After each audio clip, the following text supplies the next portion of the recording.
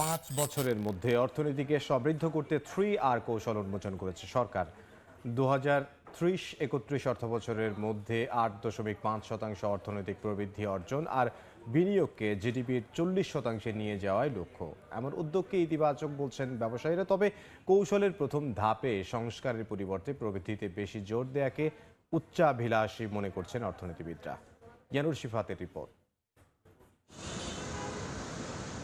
নতুন বাজেটে দেশের ভঙ্গুর অর্থনীতিতে স্থিতিশীলতা অর্জন, পুনর্গঠন ও বিনিয়োগ নির্ভর প্রবৃদ্ধির পথে এগিয়ে নিতে 3R কৌশল নিয়েছে সরকার। প্রস্তাবিত বাজেট আমি তুলে ধরছি। এই কৌশলের মধ্যে রয়েছে রিকভারি অ্যান্ড স্টেবিলাইজেশন, রিস্টোরেশন এবং রিকনস্ট্রাকশন ফর অ্যাক্সিলারেশন।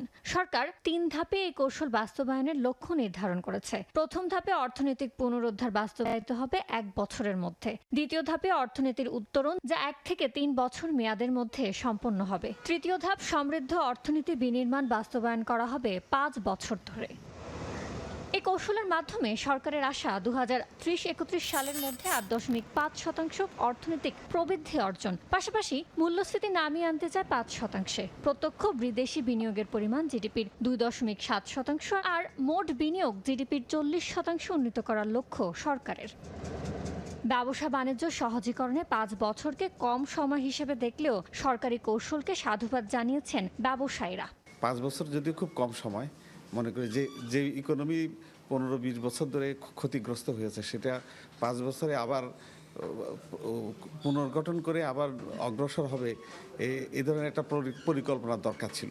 সুতরাং আমি সাধুবাদ জানাই যে সরকার একটা 5 বছরের একটা প্ল্যান করেছেন। তবে যদিও আমি ব্যক্তিগতভাবে মনে করি 5 বছরে অনেক বেশি স্বপ্ন বাস্তবায়ন করা হবে না। প্রথম ধাপ অর্থনৈতিক পুনরুদ্ধারে উচ্চাভিলাষী প্রবৃদ্ধিকে বেশি গুরুত্ব না দিয়ে সংস্কারে জোর দিচ্ছেন অর্থনীতিবিদরা। গ্রোথ কত হবে বা খুব বেশি হবে কিনা সেটা হয়তো রিকভারি পিরিয়ডে চিন্তা না করলেও চলতো আর কি। কাজে রিকভারি পিরিয়ডে প্রবৃদ্ধির জন্য একটু কনজারভেটিভ অ্যাপ্রোচ নেওয়া দরকার।